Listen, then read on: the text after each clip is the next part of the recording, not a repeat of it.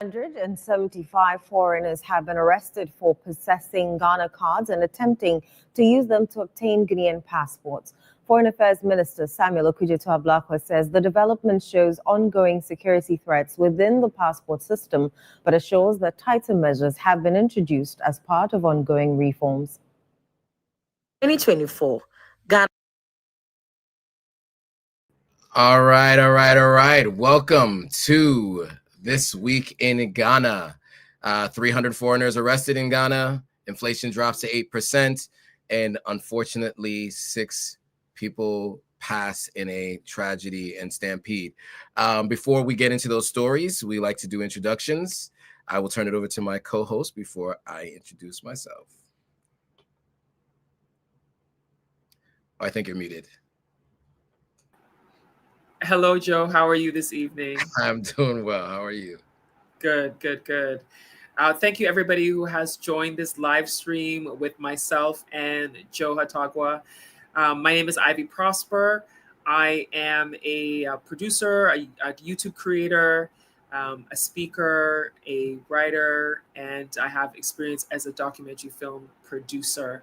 And I also do consultations on Ghana, and I do work as an MC and work moderating panel discussions. And so you can find me on my channel, Ivy Prosper. The two of us do this bi-weekly live stream, sharing news about Ghana and occasionally talking about news in other parts of Africa. So I'm excited to dive into the conversation today. Absolutely. And I am Joe Hotagua, founder of Authentic African Media and Authentic African. Our goal is to help people do one of 3 things: visit, move, and invest on the continent of Africa. And we're bridging the gap between those living on the continent and those living in the diaspora. For those of you who are new, we do this live stream bi-weekly or every other week. I guess that can be seen 2 different ways. So we do this every other week. And it is always going to be about the news of the day in Ghana. For those of you interested in moving, visiting, investing, or just curious about Ghana, Ivy is there full time. I lived there for a couple of years, and I am a resident, a non-citizen resident of Ghana currently. So with that, let's jump into today's story. So as you saw at the onset, 300 folks were foreigners were arrested, and so we're going to play the rest of the video or another chunk of the video, and we'll have some commentary on the other side. Ghana's passport fees saw a sharp increase from 100 cedis to 500 cedis for the standard 32-page booklet and 644 cedis for the 48-page option. The hike drew widespread criticism from the then opposition National Democratic Congress, NDC. Addressing the media on Wednesday, the minister announced a reduction in fees from 500 to 350 cedis and the introduction of a same-day passport application service. 2,000 Ghana cedis is a decent sum for that one-day super expedited service. We are saying that if you don't really have an emergency, you can still go for the efficient 350 cedis. Under 15 days, it will be delivered. On the need for new reforms, Samuel Okudzeto-Ablakwa disclosed that over 300 foreigners have been arrested with Ghana cards while attempting to secure Ghanaian passports. We are rolling out a no-nonsense approach. Any foreigner who attempts to lay hands on our passport will be promptly apprehended and prosecuted. We have rounded up 375 people who we believe are not Ghanaians. Meanwhile, the Foreign Affairs Ministry is investigating a viral video allegedly showing immigration officers removing U.S. deportees from a hotel in Accra. The position is that national security is verifying. They are checking the authenticity of that video. And once that is concluded, I'm sure that you will hear either from us or the minister in charge of government communications. As the minister. All right, so we'll leave it there because that now speaks to some other things, and we wanted to focus on the couple of stories that were discussed there. One, the reducing of the fees, and then specifically those who were arrested. Can we do a quick for those who are watching and who may not be aware, what the conversion to dollars is for 2,000 Ghana cedis, which is the expedited, I think if I remember, the expedited same day service to get the passport, versus I think what he said 200 Ghana cedis, or it was a couple hundred Ghana cedis to do it in 15 days. What's the conversion rate now on the dollar to CD? Just so people can understand what 2,000 would be versus what the couple hundred would be for the average person getting a passport. I think you're on mute. I think you're muted, Ivy.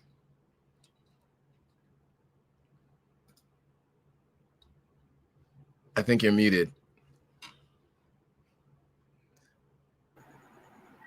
2,000 Ghana cedis is about $180 US. Wow. Okay. Approximately. Okay. And then I think he said, what was it, 300 for 15 days? So then the 300 Ghana cedis would be, you know, like what? Less than $30. It's like maybe 24 something. I don't know. I would have to check the exact rates because it's been fluctuating for USD between like 10 to like 11.5 lately. Okay. Yeah. And we'll talk about inflation being reduced as well, and I think that has probably a lot to do with the economic turnaround and the changing of the value of the CD to the dollar. So that just for everyone's context, I wanted to just speak to that so that everybody knew what that 2,000 he meant was, and the whatever 300 or whatever it was for the 15 days. Now on that, the other piece, the fraud in the system, people with Ghana cards applying for passports, how they got fraudulent Ghana cards. I don't know how they found this out. Your thoughts on this story and you know, just being on the ground and you know, what are your thoughts? I mean, I think it's important to crack down on people getting passports fraudulently.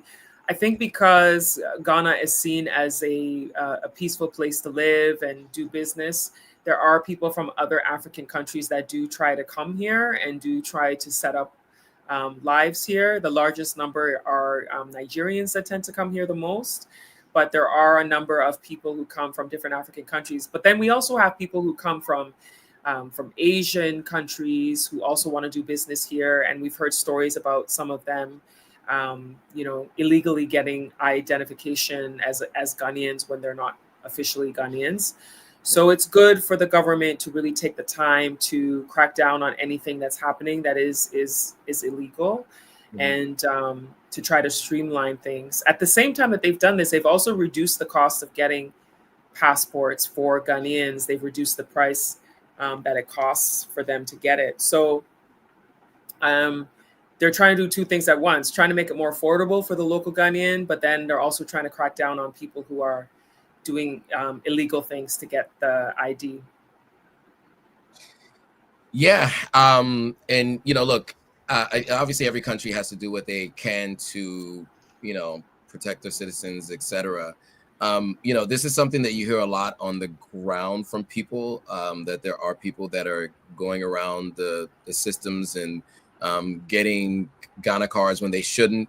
You know, I went through a pretty rigorous process to get my first Ghana card. You know, I had to do a background check in Sierra Leone. I could choose between Sierra Leone or the United States where I wanted to do my background check. It was just easier for me to get it in Sierra Leone, so I did that. I had to go to the office, do the fingerprint, take the picture. It was a lengthy process. And so that was just to get my Ghana card. Now to renew it, it was a pretty lengthy process, but wasn't as bad.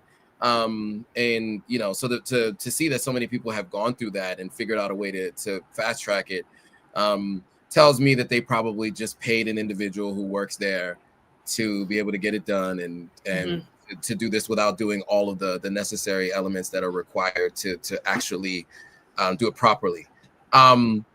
It was kind of disturbing to see that footage. We're not really sure what that is. They said they need to independently verify it, but it was reported that that woman that was being dragged at the very end of the video there was a deportee from the United States, as if you guys might remember. At least that's what was said in the Channel One. Right. They said that, and the minister himself said they need to verify. They want to independently verify that is the case. But if that is the case, that is a whole nother problem and a whole nother set of issues. And I guess once we get more insight on that, we can talk about that next week. But just because it was mentioned in that video, and many of you might have caught that before I cut the video off, I did want to just acknowledge that. But I don't have too much insight into that. And so, if we hear more about it, we would definitely share. So moving on from that to inflation. So, obviously, as we know, we have talked about this previously. In the few years that I have been going back and forth to Ghana, the currency has fluctuated significantly, right? I mentioned this for those who are new. I mentioned that when I first went to Ghana, it was 6 cedis for every $1. By the time I moved away from Ghana, it was 15 cedis to every $1. And now it's right around between 10 and 11 cedis to every $1. Is that right? And so obviously there's been some change, and many people, of course, are applauding Mahama and his government for working on reducing inflation. And then, of course, I guess by the inflation being reduced, the value of the currency has increased as well. And so with that, we want to go to a video, and then we'll have some commentary on the other side.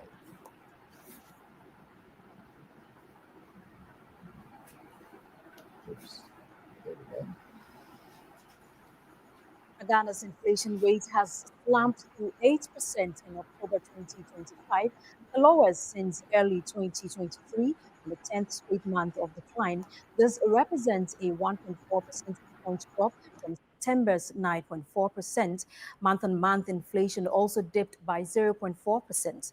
The government statistician Dr. Idrisu Al-Hassan attributed the fall to exchange rate stability, improved food supply, and tighter fiscal and monetary measures. 4% in September 2025, and well below the 23.8% recorded at the end of 2024. This means that on the average, prices of goods and services in October 2025 were 8% higher than in October 2024. This marks the 10th consecutive month of decline and the lowest inflation rate since June 2021. Ladies and gentlemen, the steady fall from 23.8% last December to 8% today shows that Ghana is firmly on the path towards macroeconomic stability. The month-on-month inflation rate for October was negative 0.4%. All right. So the numbers I heard there that I think were pretty alarming was 23% at the end of last year, and it's down to 8%. And of course, one of the challenges that I remember hearing a ton is inflation was going up, the value of the cedi was going down, and so people were making less money, but the goods they were buying cost more than they even previously cost, right? So it was actually happening in the opposite direction. And so now it seems like, going in this direction, and it is going to relieve some of the burden on some folks. But your thoughts on this, the inflation dropping down from 23% end of last year to 8% as of October of this year? Oh, you're on mute. I keep going on mute. I think it's good. The average person will be able to manage things a bit better when the inflation is not as high as it's been. I think this is the lowest it's been since 2021. So people are definitely seeing the difference, and they're going to feel the difference. And I hope that it's not something that is just temporary, because it seems like we have these fluctuations where, even throughout the year, we've seen the currency become the best performing currency, and then the worst become a worst performing currency. So it's like, I hope it's not a roller coaster ride. I hope that it's something that is maintained, so it makes it easier for the average person to manage. Yeah, absolutely. And look, I mean, I'm the person who asks questions of the Uber driver every time I get to the country, because they and then my former housekeeper, just kind of understanding what the average person is dealing with and what they see. And the general sentiment, I think there's like some hope, right? I mean, obviously under a new administration, there's a lot of times some portion of the population feels that there's hope there. Within the first 100 days, they're almost all disillusioned, right?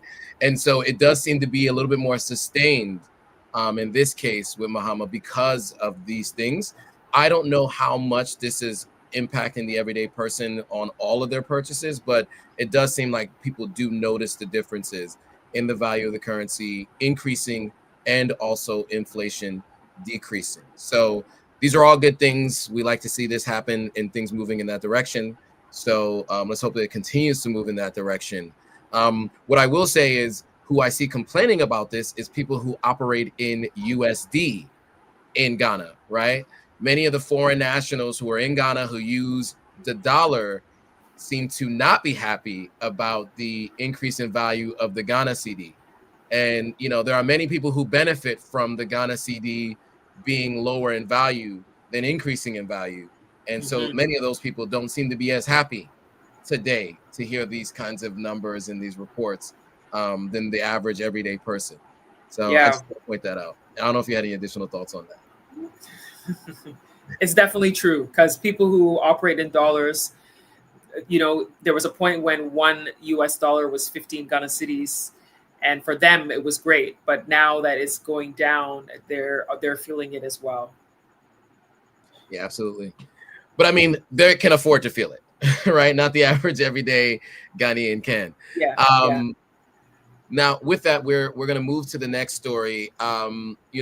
Unfortunately, there was a stampede at the military stadium. All victims were female, and they all tragically lost their lives. They were recruits for the military.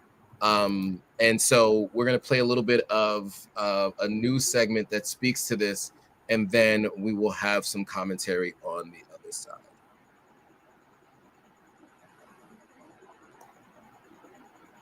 Live and around the world on myjoyonline.com.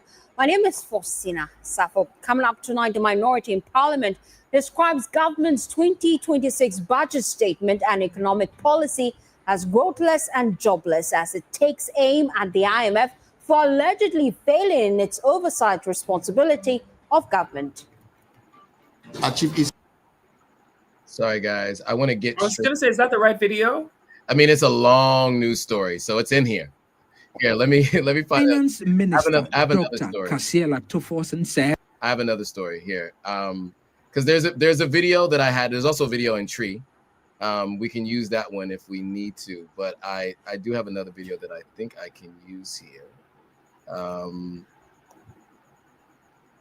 No, that was the right video. It's just very long. Let's see if I can get to it. If not, we can just read from the story. The right people get into the training. Okay, here we go. This is it. This is the story. Okay, here we go. To creating job opportunities for young people while equipping them with skills to support national development and improve living standards. The following report has more. The recruitment portal for police and other security agencies, which was supposed to open on Saturday, the 15th of November 2025, has been postponed to Monday, the 17th of November 2025, as announced by the Interior Minister. In the light of the unfortunate incident that occurred on Wednesday during the Armed Forces recruitment process, the Ministry of Interior, in consultation with the security chiefs, has decided to postpone the start date of the application from the 15th, which is tomorrow, Saturday. How they are healthy, how level. And for the injured. Well, during a visit to one of the Here we go. stadium stampede to submit names of qualified relatives for recruitment. Mahama, we will do All right, so everything humanly possible. Sorry, guys, I was trying to find it in the video. I thought it was going to be the first part of the video. It was not. So what we are going to do now is she's going to tell the story of what actually happened and what their plan is, the plan is for the military. So we'll get into that now. To make sure that this process, the right people get into the training. The sector minister also dismissed suggestions that the portal should be opened for only the required applicants that the various security agencies are looking for. He said that it is opened for all to apply to give equal opportunity for joinees. Away from that, the government has directed families of the 6 applicants who died in Wednesday's Elwak Sports Stadium stampede to submit names of qualified relatives for recruitment into the Ghana Armed Forces. The gesture, according to officials, is to honor the memories of the victims who died while pursuing their dream of serving their country. The tragic incident occurred when hundreds of hopeful applicants attempted to enter the stadium for documentation and body selection, resulting in a deadly rush, and that claimed the 6 lives and left many others injured. Well, during a visit to one of the bereaved families at Enyan in the Central Region, the Deputy Defense Minister, Ernest Bojajemfi, disclosed that President John Dramani Mahama has instructed that each affected family be given an automatic slot. So, well, your thoughts on this story, Ivy, your thoughts. And they were all women. I don't think that was mentioned here. But your thoughts on this story. I think you're on mute.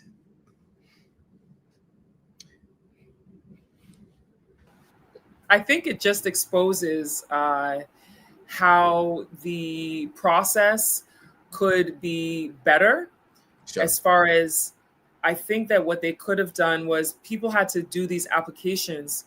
They should have done some kind of system where there are blocks of time. So for instance, you have a number of people who you come between, 6 to 6:15, and some other group 6:15 to 6:30. Like they should have had people in blocks of time. So then that way it staggers the number of people who are coming, rather than having this massive crowd of thousands of young people coming at the same time. And then you see what happens at sometimes even concerts and festivals where there's too many people, and then they break the security barriers. So they literally push through these barriers that were made, and then that's when people are pushing, and then they end up stampeding. And I think that the fact that it's 6 females who were injured, it could even be just a matter of their size when the stampede was happening. Like I don't think that it was something that it was an intentional for women to be the ones who got the most injured. I think it just happens to be the case with the nature of the way things were. But I think it exposes that the system needs to change, and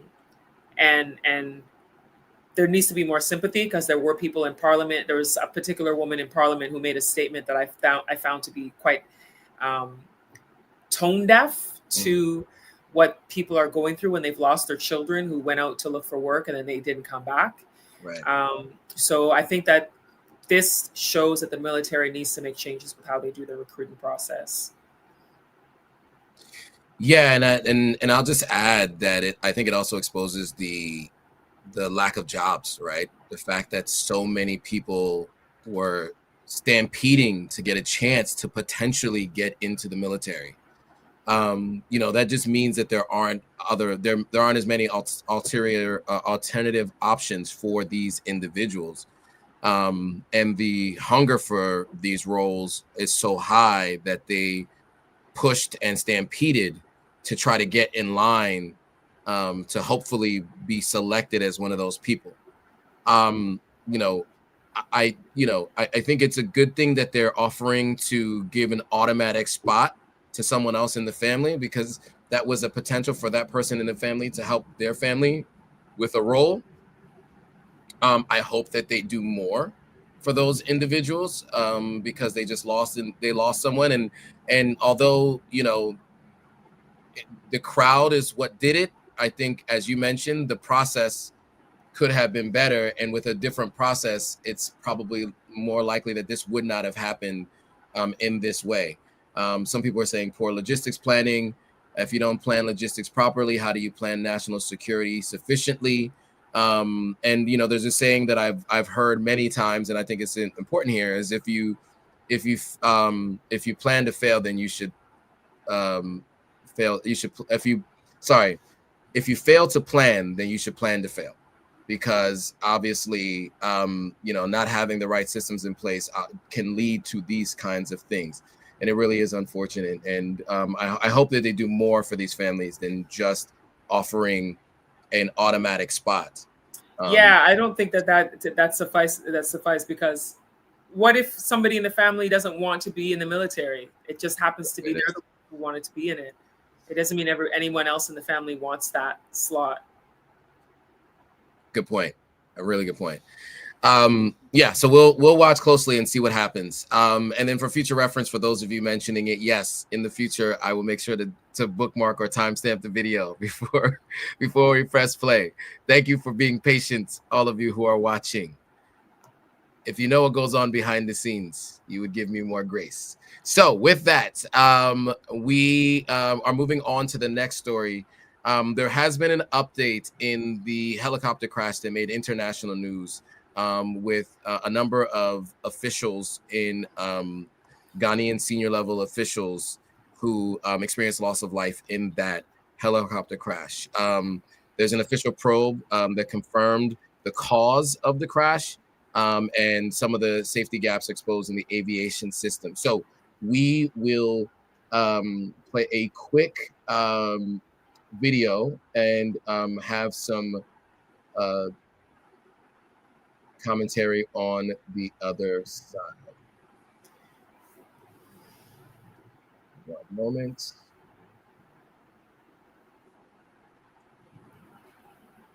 All right.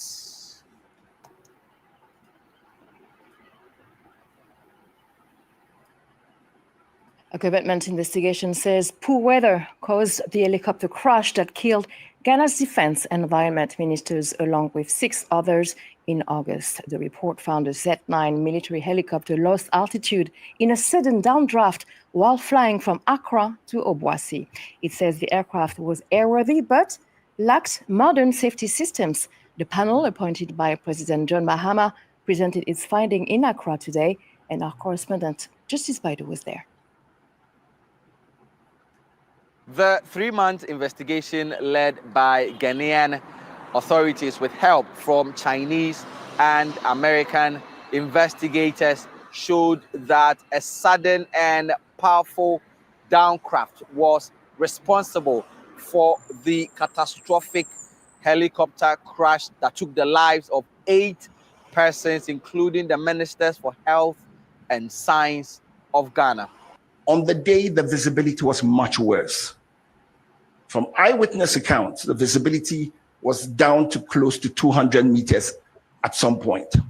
There was no formal information on the weather available to the pilots. A downdraft is a strong current of wind blowing vertically that can rapidly overpower the motors of a helicopter, reducing the effective lift being generated by the craft. The report clarified that this sudden aerodynamic failure occurred without any failures from the pilot who was manning the helicopter at the time. The investigation also revealed gaps in the national aviation infrastructure. An example includes the limited navigational aids that were available and a lack of simulator training for Air Force pilots and the absence of flight monitoring and road tracking systems that could help in flights like these in the country. This helicopter crash was the worst in Ghana's history, at least in the last 10 years. All right. So, It's unfortunate, but I mean, there were a lot of things to blame there. Initially, they said it wasn't the pilot's fault. Mostly, obviously training for the pilot or training in that kind of condition, the lack of, what we call air traffic control in the West, and also, the helicopter itself was limited in its capacity. Your thoughts on the outcome that was determined for the reason for this crash? I mean, there's not really much we can do with respect to what happened, and with the outcome. I think a lot of it confirms some suspicions that people had. One of them being the weather, because I saw a story that the same day there was a helicopter that landed in the middle of a school grounds because of the weather conditions. So I imagine that weather would have played a role in what happened with them as well. And then also, I did hear from accounts of people who worked with some of these individuals that the helicopter was supposed to undergo maintenance, and it would have undergone maintenance after this particular trip, is what I learned from someone. And so, had it been taken more seriously, they should have taken a different helicopter or taken the road, because it is risky to take a flight with a machine that needs to undergo maintenance. So it's just really an unfortunate situation that happened, and losing the lives of people. So yeah, I'm glad that they put the report out, and I know that the families were looking for some sort of closure, but I know that some of them feel that it's not going to bring them back, so they didn't really place a lot of importance on getting this information. But at the same time, there are many people who wanted to know exactly what happened, because what it can do is it actually is a learning lesson for the future, to teach the importance of what to do in situations where there are sudden weather changes, or paying attention to the weather and not traveling in times when there might be some severe conditions. And then also making sure to have maintenance and have the latest aircrafts available, rather than anything that may be having some issues that could cause safety concerns. Absolutely. And yeah, I think, just to add to that point about the low visibility, maximum at 1.200 meters, many, and we've heard of very famous helicopter crashes in the United States. And, the main issue for that is inclement weather. Generally, it's not because of the helicopter itself. So when you combine those two things and no air traffic control, because there isn't someone giving you ability to guide where you're going, or not enough people to guide you, you can't see where you're going yourself. And then the craft itself does not have the ability to, even if a person who's skilled enough to be able to maneuver through that terrible wind situation. I think there are too many elements that were made this a tragic situation, and I do think that there's going to need to be some work to fix all of these things. Maybe some investment is going to be really needed in new aviation crafts, and also more frequent maintenance. If that information that was shared with you is correct, that means that they knew that there was something that needed to be done, and the fact that they were going to fly it one more time before it got the maintenance tells me that there's a lack in process there as well, and regulation. So I do hope that they do some things to obviously fix this in the future. I don't know how many people travel via helicopter in the country. Generally, I would imagine it's most of the elites. So I think it's something that they probably will push to make a change in the future, because of course they don't want to end up in that same position. Okay, with that, two more stories to cover.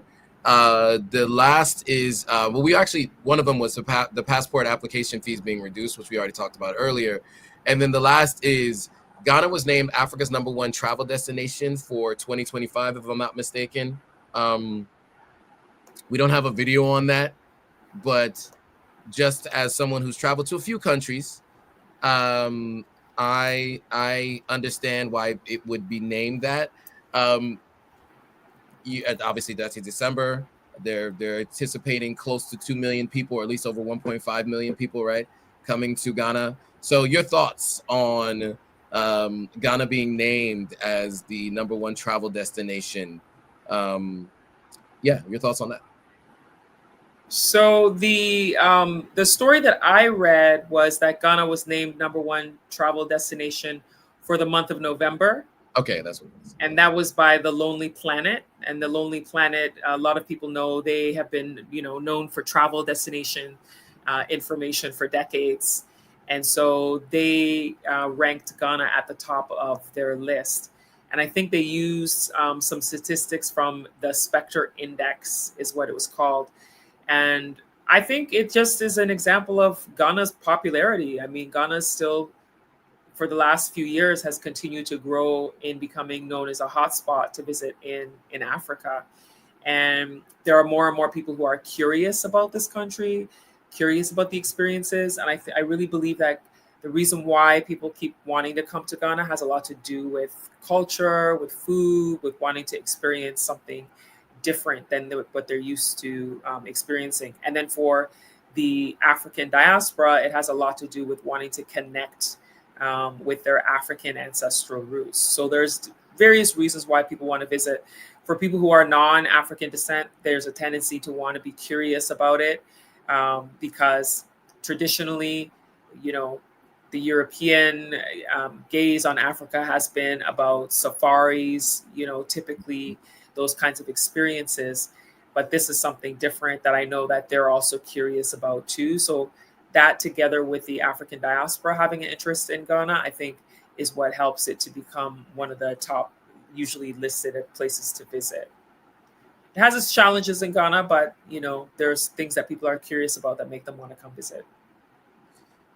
Yeah, and I mean, you having been a part of the Year of Return and Beyond the Return, right? Being, you and I having gone and participated as a visitor, when you visit Ghana for the first time, especially if you've been to other countries in West Africa, during that time, there is a magical moment, right?